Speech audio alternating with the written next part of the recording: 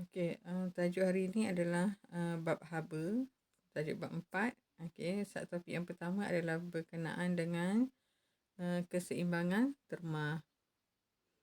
Okey, apa itu keseimbangan terma? Okey, di sini dia bagi gambar raja.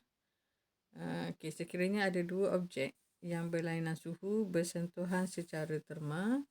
Okey, suhu objek yang panas akan menurun manakala suhu objek yang sejuk akan meningkatlah sehingga kedua-duanya mempunyai suhu yang sama. Okey.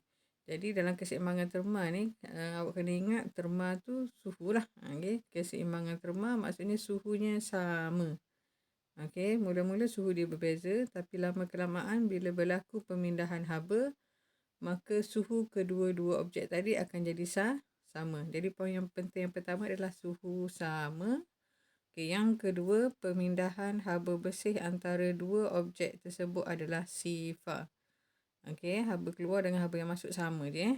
Okey, jadi pemindahan haba bersih antara kedua objek adalah sifar. Maka bila mengalami dua keadaan ni, kita katakan kedua-dua objek tadi telah mengalami keadaan keseimbangan terma. Okey, di bahagian sini contoh P dengan Q. Okey, antara P dan Q ni suhu P lebih tinggi lah, 100.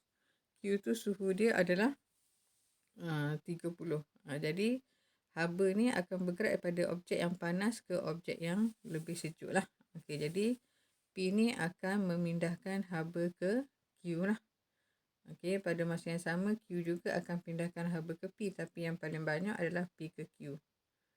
Okey, kadar pemindahan haba daripada P ke Q adalah lebih tinggi. Okey. Lama kelamaan apa yang berlaku, suhu P ni akan menurun, maka Q akan meningkat lah sebab berlaku pemindahan haba. Okey, apa yang berlaku seterusnya, pada satu ketika suhu P kita tadi dia akan sama dengan suhu Q. Okey, bila suhu dia sama, maka kita tahu bahawa kadar pemindahan haba daripada P ke Q mesti sama dengan kadar pemindahan haba daripada Q ke P lah. Okey, maka kita kata pemindahan haba bersih adalah sifar lah. Okey, kadar pemindahan haba bersih adalah sifar. Maka P dan Q tadi berada dalam keseimbangan terma lah. Sebab kita tahu keseimbangan terma tadi suhu dia sama. Yang kedua, kadar pemindahan haba bersih adalah sifar. Okay, keseimbangan terma dalam kehidupan harian. Okay, keseimbangan terma ini menyebabkan dua objek yang berlainan suhu bila bersentuh secara sentuhan terma, dia akan mencapai suhu yang sama. Okay, contoh yang pertama ni gambar kita guna ketuhar ataupun oven untuk memanaskan objek lah. Okay, contoh di sini kita nak masak kek. Okay, udara panas dalam ketuhar akan bersentuhan secara terma dengan adunan kek. Maka haba yang panas tadi akan mengalir ke adunan kek lah sebab haba ni berpindah daripada objek yang panas ke objek yang lebih sejuk lah. Okay, ini menyebabkan adunan kek tadi suhu dia akan meningkat lah sehinggalah kek tu masuk. Okay, yang kedua, termometer klinik. Okay, termometer klinik, kalau awak demam, klinik akan meletakkan apa kita panggil termometer lah. Okay, termometer klinik di bawah lidah. Okay, dia ada macam-macam jenis termometer sebenarnya. Ini di antaranya lah. Okay. Termometer klinik diletakkan di bawah lidah pesakit. Haba daripada badan pesakit tadi akan mengalir ke termometer lah. Sebab haba ni mengalir pada panas ke sejuk. Awak demam, suhu awak lebih tinggi lah. Jadi haba tu mengalir daripada badan ke termometer. Okey, sehinggalah kedua-dua objek tadi mencapai suhu yang sama lah. Kita kata berlaku keseimbangan terma lah bila suhu dia sama. Jadi termometer tadi dapat menyukat lah suhu badan awak. demam berapa? 38, 39. Okey. Yang seterusnya, untuk menyejukkan objek, contoh peti sejuk lah.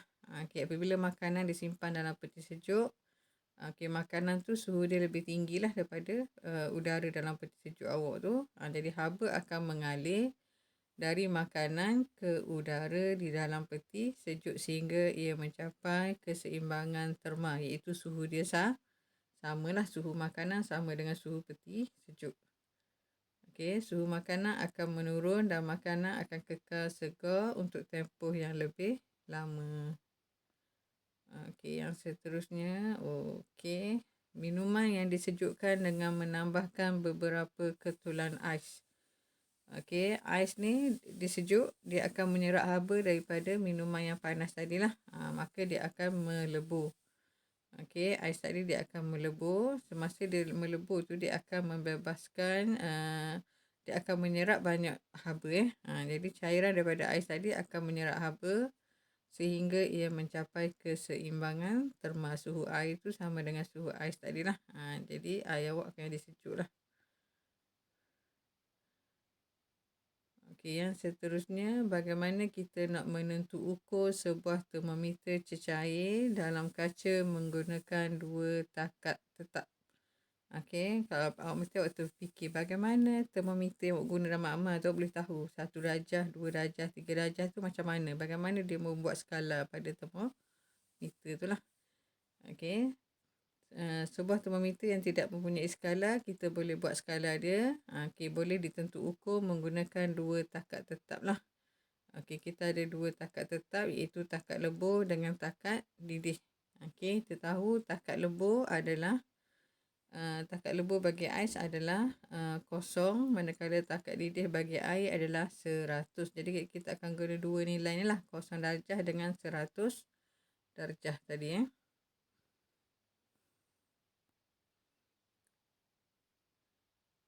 Okey, sifat termometrik. Sifat termometrik ni adalah sifat yang berubah dengan suhu tadilah. Okey, proses penentu ukuran menggunakan sifat termometrik yang ada pada cecair dalam kaca. Apa itu sifat termometrik? Apa itu sifat termometrik? Okey, sifat termometrik bermaksud sifat fizikal yang boleh diukur. Okey, contohnya panjang turus cecair dalam termometer yang berubah dengan suhu. Okey, apabila suhu dia bertambah, maka perubahan panjang cecair, turus cecair dalam termometer pun berubah. Maka panjang tu ataupun isi padu cecair tu, kita katakan ia adalah sifat termometrik, sifat yang berubah dengan suhu lah. Okey, jadi penentu ukuran termometer tu sebenarnya dia mula-mula dia masukkan dalam ais yang melebur, maka dia akan tandalah kat mana bacaan kosong. Okey, lepas tu dia akan masukkan dalam air yang mendidih, maka dia akan tanda. Panjang tu akan berubah lah. Okey, mercury tu dia akan mengembang sampai pada satu tahap. Okey, awak pun tanda kat mana 100. Jadi 0 hingga 100 tu awak boleh pecahkan skala dia kepada 100 bahagian lah. Maka satu bahagian tu awak akan dapat 1 darjah. Okey, ni adalah termometer masakan. Okey, kita cucuk pada makanan kita tu lah. Okey, termometer masakan digunakan untuk menyukat suhu makanan semasa dan selepas penyediaan makanan lah. Kawalan masa dan suhu yang tidak baik akan menyebabkan keracunan makanan. Sebab kalau makanan ni mentah ataupun ada bahagian yang tak masak, maka bakteria tu masih boleh hidup lah. Okey, jadi akan menyebabkan keracunan makanan. Okey, penentu ukuran termometer ni secara berkala adalah sangat penting. Jadi termometer tu kita kena kenal pastilah supaya dia sentiasa dalam keadaan yang baik, tak rosak lah. Supaya suhu yang ditunjukkan tu adalah betul lah. Okey, yang seterusnya, penentu ukuran ialah proses penskalaan pada termometer untuk membuat pengukuran suhu. Okey, yang ni cikgu dah terangkan tadi. Suhu 0 darjah ialah takat tetap bawah dan suhu 100 darjah adalah takat tetap atas. Okey, panjang turus cecair dalam termometer adalah takat tetap bawah dibahagi dengan takat tetap atas perlu dibahagikan kepada 100 bahagian yang sama tadilah. Okey, macam cikgu sebut tadi, bila awak celupkan termometer awak tu, awak letakkan dalam ais yang melebur, awak tanda panjang cecair tu, turus cecair dalam termometer awak tu berada dekat mana. Jadi situ adalah kosong darjah lah. Kita panggil takat tetap bawah.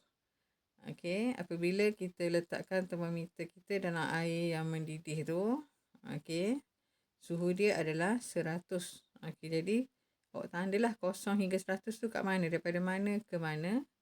Okey, awak bahagikan kepada 100 bahagian yang sama. Okey, jadi satu bahagian tadi awak akan dapat 1 darjah. Okey, sebab 100 tolak kosong darjah, dia akan dapat 100 darjah Celsius lah. Bahagi dengan 100, maka satu bahagian tadi awak akan dapat 1 darjah. Okey. Jadi kita boleh buatlah penentu ukuran termometer. Okey, setakat tu dulu untuk hari ni. Awak lengkapkan tutorial 1 lah. Okey, dalam modul yang baru diagihkan sebelum ni. Okey, sekian dulu. Assalamualaikum.